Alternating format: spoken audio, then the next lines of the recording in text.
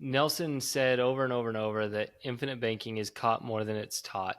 And I think that one of the reasons why people don't catch infinite banking is because of the arrival syndrome. It's because they already think they know the truth about whole life insurance.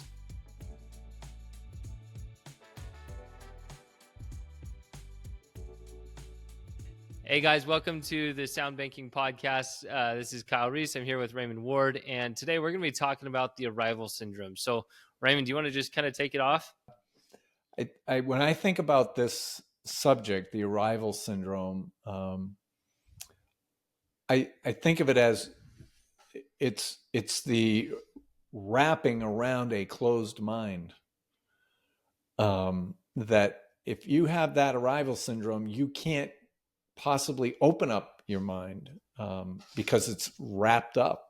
You already have everything figured out, and when you read this section, and Nelson says, I call it the arrival syndrome, which tells me that it's something that he came up with. He probably had a lot of other words to describe it as well, but this was a nice way of saying it, that you have the arrival syndrome, and therefore you just can't possibly learn. It's like you're stuck in high school. No offense to high schoolers, but Well, hey, I but know it's some like high you're stuck schoolers in that were high stuck in school. middle school and some middle schoolers that are stuck in kindergarten, right? It's just at some point we just stop. We think we've arrived, right? Yeah, but And let me. Sorry yeah, to interrupt, but no, so long as I have this thought, the difference between a high schooler and the kindergartner is the kindergartner's mind is open. there you go.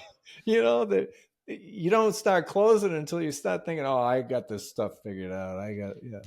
But You know what's interesting? That reminded me of a story I read about in, was it the Culture Code or Talent Code? It was one of them, by his last name is Doyle, I believe, and great books, both of them. And he talks, they're about what makes a culture or an individual highly productive or highly talented, what sets them apart from a lot of the other people. Great research. One of the things that he was talking about was how middle schoolers and younger frequently outperform adults and college students in creative uh, creative avenues, like all over the place. And they can, because the way they collaborate with one another, the way they think of things is so outside of the box. They're not stuck in knowing things because they're so open to learning. And it's sad that as we age, we become less and less open to learning. yeah, we get boxed in. We box ourselves in. When a child is really young, like that, middle school and under, they haven't allowed, life hasn't gotten so hard on them, unless it has, unfortunately, uh, that they continue to see the world through child eyes, and possibilities are infinite. Just it's common sense to think the way they think. Um, and in Nelson in this section, the arrival syndrome, he uses the example of Edward Deming, and I actually was in that era where when he came back to the United States and the United States took him with open arms, they created a thing called the quality circles. And that experience of being in these groups of quality circles, similar to what you're doing with the mastermind, is that you were sharing ideas and trying to get people to think trying to get everyone to think outside the box, outside their own box that they created for themselves. So That's cool. I didn't know that he had done that. I didn't know that's what the quality circles were. yeah, I've always heard them referred to as masterminds. mastermind meetings. Yeah, yeah. I was at the time I was working at Rockwell International in New Hampshire, and yeah, they were like 8 different, because it went all the way from top management all the way through the company. So you had the different departments had quality circles in every single one of them, depending on Hmm. what they were doing for the company. And it was all about how to become more efficient, more open to ideas, and all of that. And it was great. But this was after he had gone to Japan. That's interesting, right? I love the way that that story unfolds, or at least the way that Nelson unfolds that story is that he tried to teach Americans, and they said, "Yeah, we're already doing that." And he's like, "Okay, fine, I'll take it over to Japanese who really know that they're flat on their backs."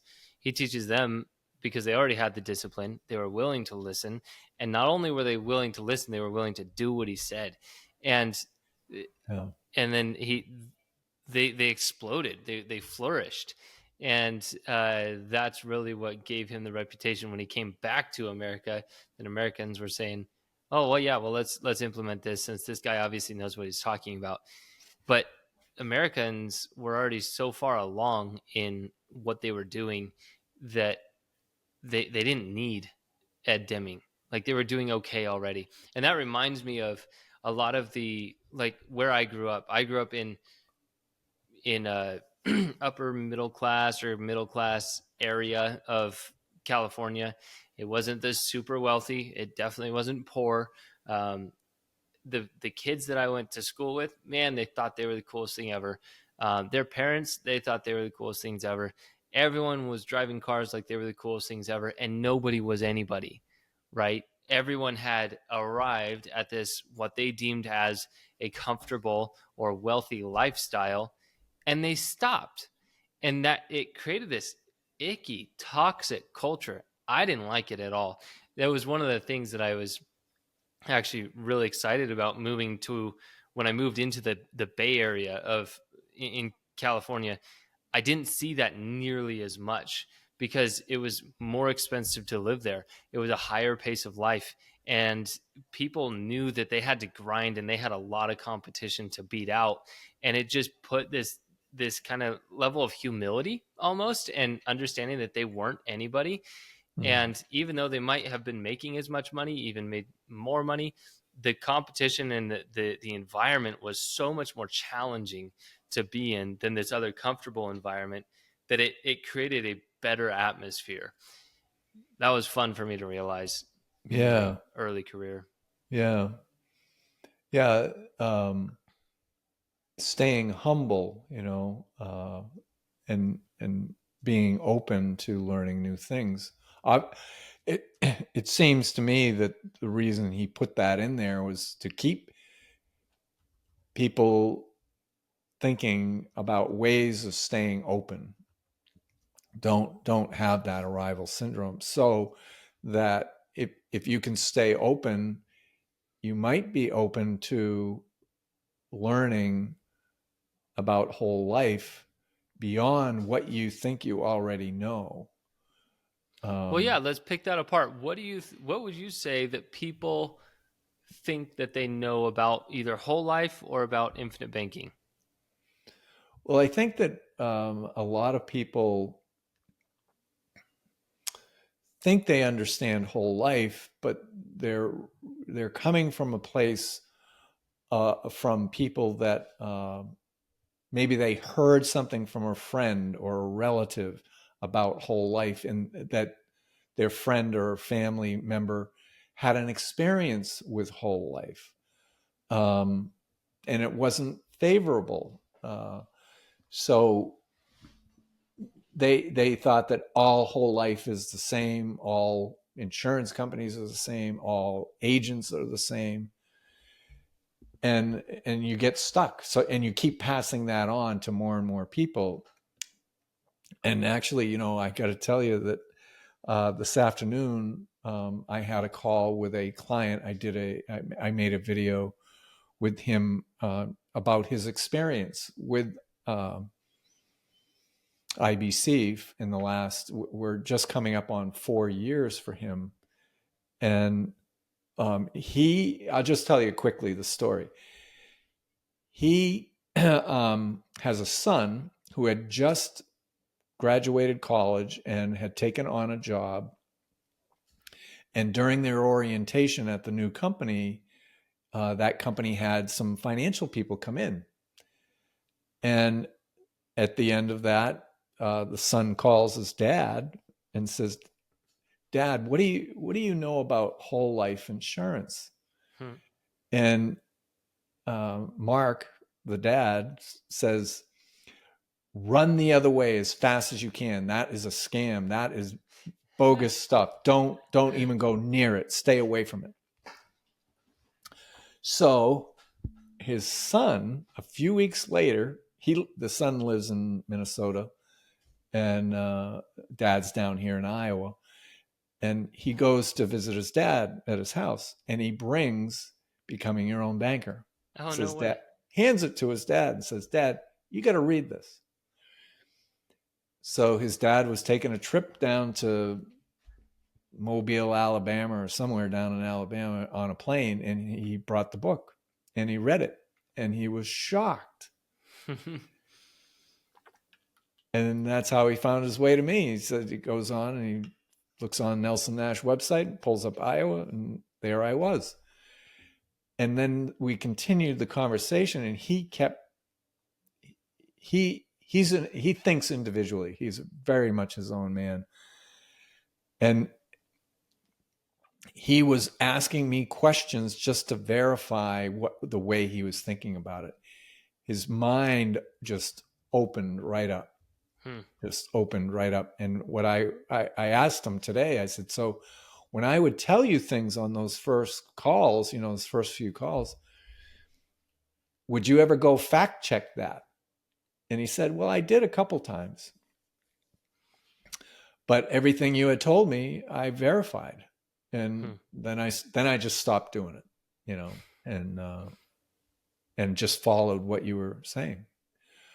But his mind just opened up like cracking a nut open, because it That's was cool. really tightly closed. Yeah, But yeah. it was his son. I got to congratulate his son, somebody I've never met, but that he was persistent with his dad and said, just read. And that he said, Mark tells me today, he says, that's all he said to me.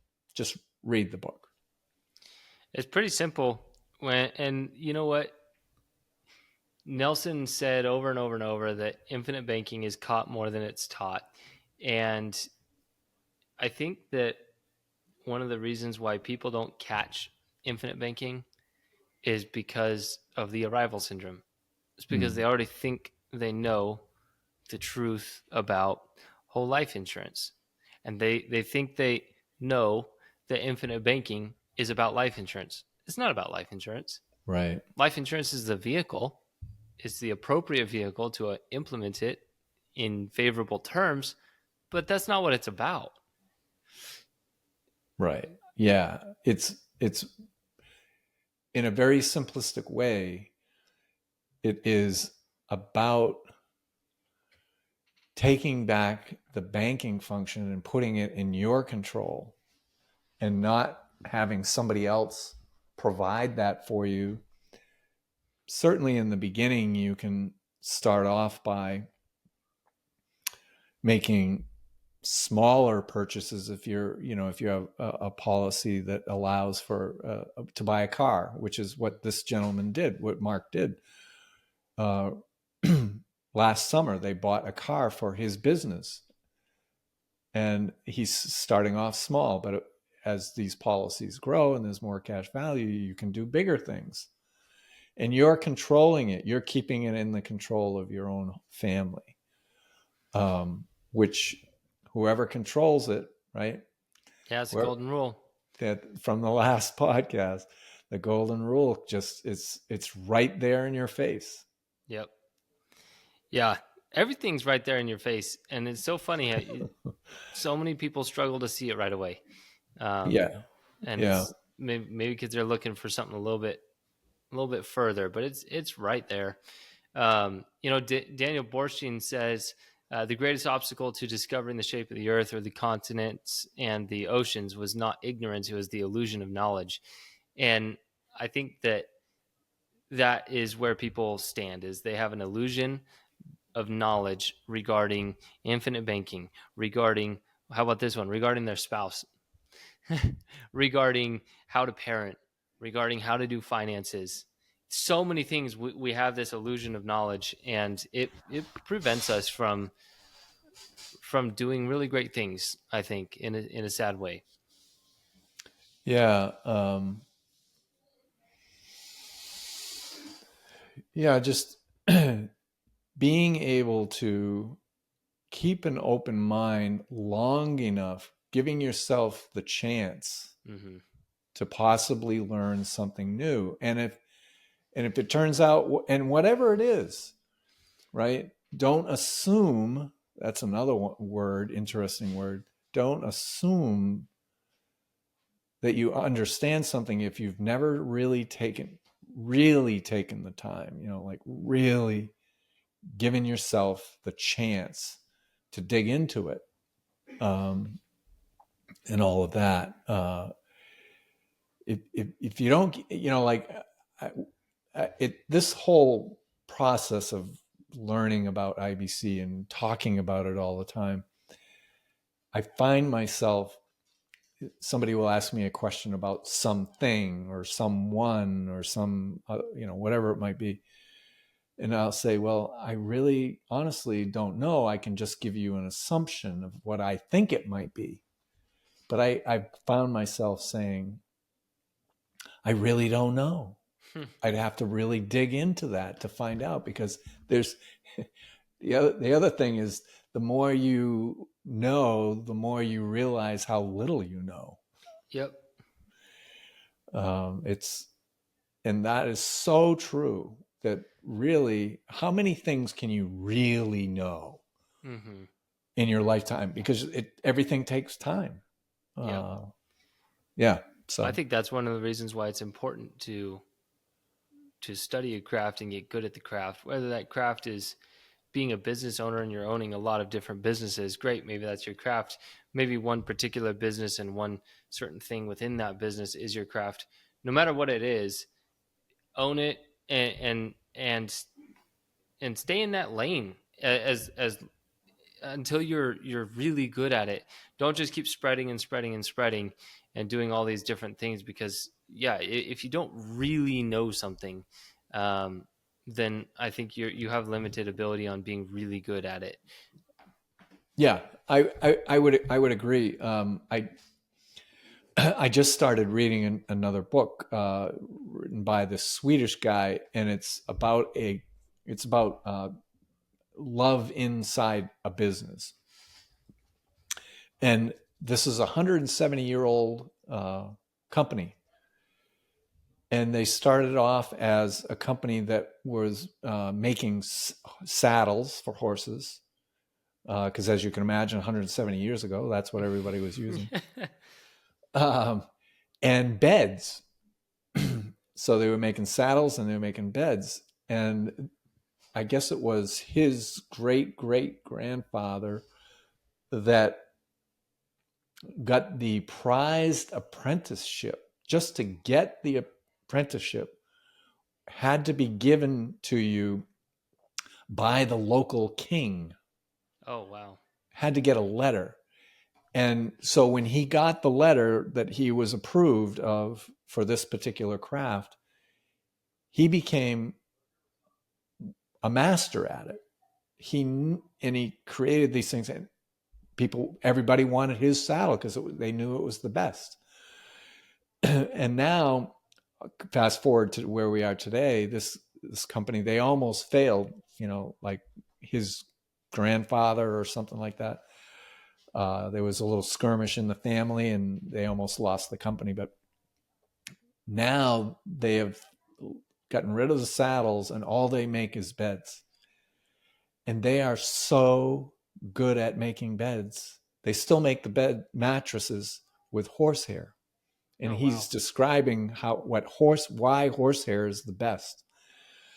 And the prices of these, this is nuts, but the prices of these beds can be as high as $750,000. That's They high. are the best in the world. And so to have that ability to create something, you have to dig deep. Yeah. You have to really, really, consequently, you have to be open, not have the arrival syndrome. It never would have happened. Yeah, I love too that he didn't just start out by making saddles. He started out as an apprentice, right? And I think that's one of the things that our culture has significantly diminished is the role of an apprentice. And I think it's difficult too. It takes a lot of humility to say, "Hey, I've been in this space for X amount of time, or I'm aware of this kind of stuff. Now I'm going to go back into apprenticeship of some sort." Like we are told that we have all of the answers. We are told that we have all that it takes to go be successful. Yeah, but there's a lot to everything. And it takes a long time to learn everything and then learn how to teach people those things. Right. You're going to screw a lot of people up on your way on your way to success, and that's not that's not very cool. So Yeah. but that's it's not the culture that we live in anymore to take the time and really apprentice in certain things. And you look at the trades are struggling right now, and I think it that's probably why part of the reason why is because people know that if they want to go into the trades they have to start as an apprentice, and then they can journey out, and then they can move on from there to master or whatever it might be. But they know that it takes several years, and they're told by the community and the culture, hey, you can go be a business owner or an investor or whatever it might be. You can go do all these other things. If you just get a little education right now, get a little certificate, you can go be whatever you want. They're like, well, why would I be an apprentice? Yeah. Why wait? Yeah, why wait? I want it now. Yeah. Yeah. Dumb. Which is also what our culture has bred over the last 50 years. Is I want it now. I don't want to have to work too hard for it. But if you can find your way to be open, and then find your way to someone like ourselves that has taken the time and studies their craft and is getting better at it all the time, um, you'll be better off for it. Yeah, a lot better off. I've I started out with a couple of mentors and then parted ways with them because of a difference in value sets. And I found some more mentors now that are teaching me things that after being in the business for 4 years, I never even knew. And they were always right there in my face, but I wasn't able to unpack them with my level of understanding, my level of experience. And they've been able to help me unpack them in ways that is actually really helpful for my clients. So, yeah, when you're if you're listening to this and you don't have a policy yet, I would highly encourage you to thoroughly vet whoever it is um, that you are talking to about infinite banking, because if they don't have that position of humility and experience, then you might be setting yourself up for a bad situation. So just a level of caution there. I do want to get back to the some of the things that people think they know about infinite banking that just isn't true. One of the ones that I've heard quite a bit is um, borrowing from yourself, and it creates this idea that uh, it's your own money that you're borrowing, and that's just not true, right? We're not borrowing our own money. We're borrowing other people's money. We're borrowing against our life insurance contract, which we have the ability to do, but we're borrowing the life insurance company's money. One of the other ones that I hear frequently, and Raymond, you might have heard this quite a bit too, but life insurance isn't a good place to put money, or you can get better or greater returns in the market. You ever heard that one? Oh yeah, yeah, yeah. It's Too not many that, times to mention. yeah, right. It's not that you can't get good returns in the market, and you could Right. probably get better returns in the market, but you there's so much more to just returns. There's so much more to what it means to be a banker than just getting returns, because bankers, they create cash flow and they get returns. So there's no possible way that just an investor is going to be further ahead than a banker who invests. Yeah. Yeah. People are always talking about the return on investment, but that's actually not what Nelson was even talking about this being. Mm-hmm. It doesn't, it's not about the rate of return. It's about being the banker. Mm-hmm. And what, we've said this before, but what is the most powerful business in the world? Banking. Banking. I mean, if the banks shut down in this world, everything shuts down. Like everything. Electricity goes out, water stops pumping, everything stops if money doesn't move. And the bankers are making money move because they're loaning, they're taking it in, yeah. So Yep. Motion is a law of God, and money must move or else it becomes stale and dies. And bankers are the best at creating velocity of money. They're always putting money into motion. And the faster you get that money into motion, the more you're going to make. It's not about yeah, rate yeah, of return or anything like that. It's about moving money really fast, yeah, and and doing it smart, obviously. Um, yeah, yeah. what about this one? Have you ever heard that it, all cash value policies are the same or are similar? I don't know that I've actually heard that one. Uh, Okay, they're all the same because I know they're not. If I right. ever heard that, if I ever had heard that, I don't think I Or would say no. sometimes it gets packaged like this. Oh, it's just whole life. I'll get my own agent to write me a whole life policy. Oh, geez, yeah, I've heard that one. Yeah, and I've heard people say, "Oh, yeah, I have a whole life policy. I can do that." I'm like, really? Yeah. Um, can you put your hands on the policy and send me a copy? I don't know where it is.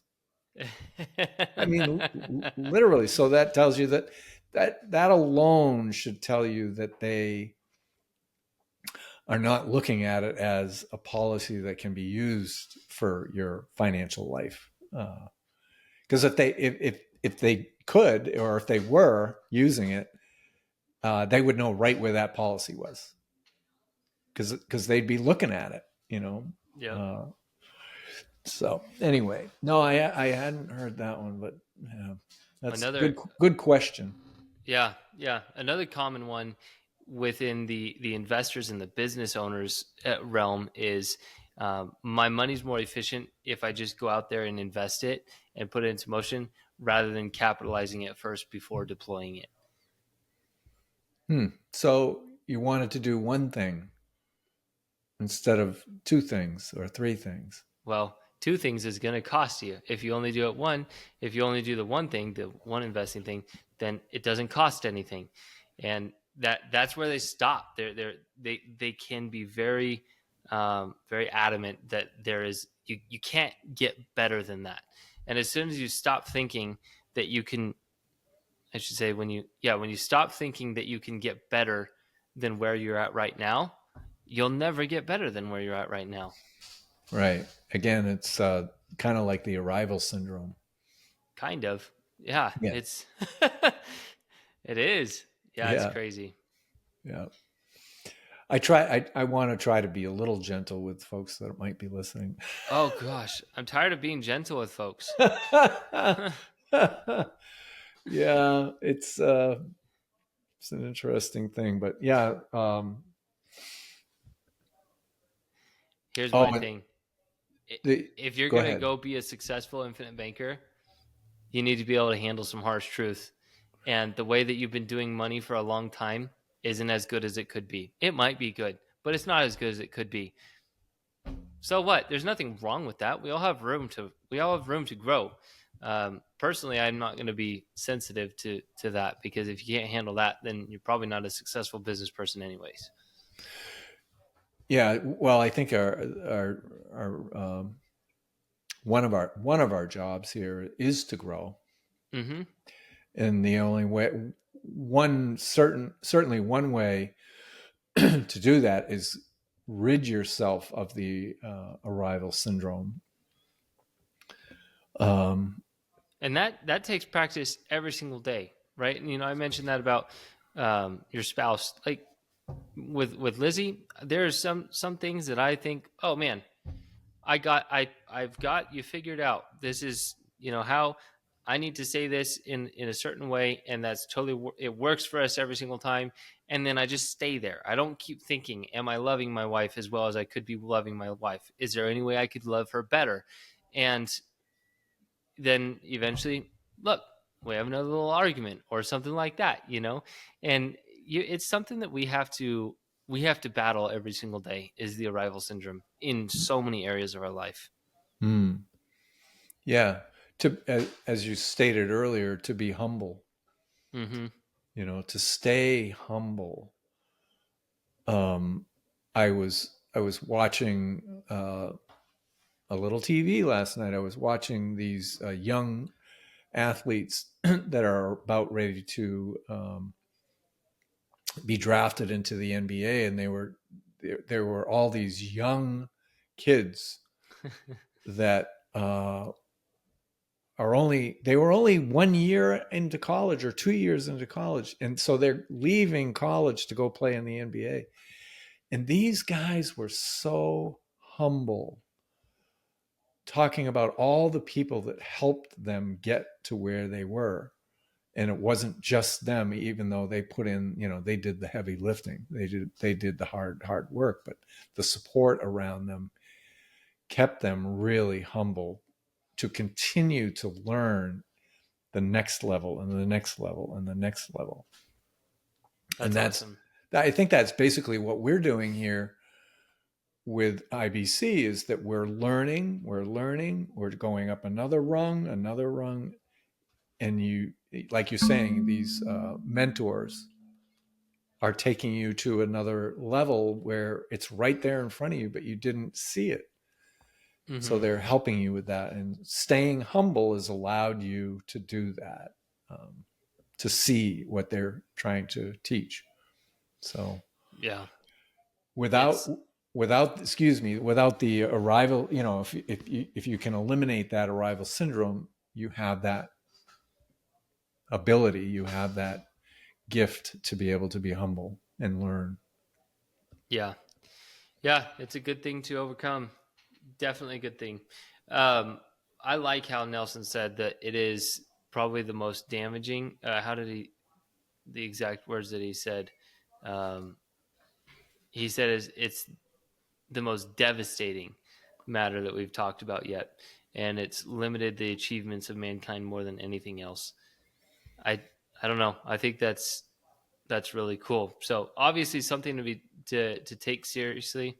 Um, I really like the poem that Sir Francis Drake, or the prayer that is listed there on that page. For anybody who's got a copy, I encourage you to open it up and read that again, um, because it's challenging.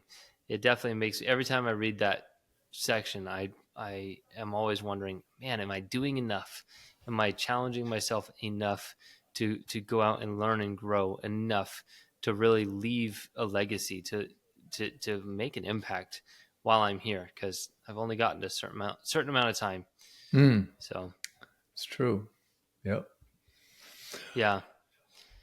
Well, Well, go I was ahead. going to say, anybody who's looking to get out of the arrival syndrome and want to start thinking on a different level, I would encourage you to pick up a copy of Think and Grow Rich. That book it's amazing.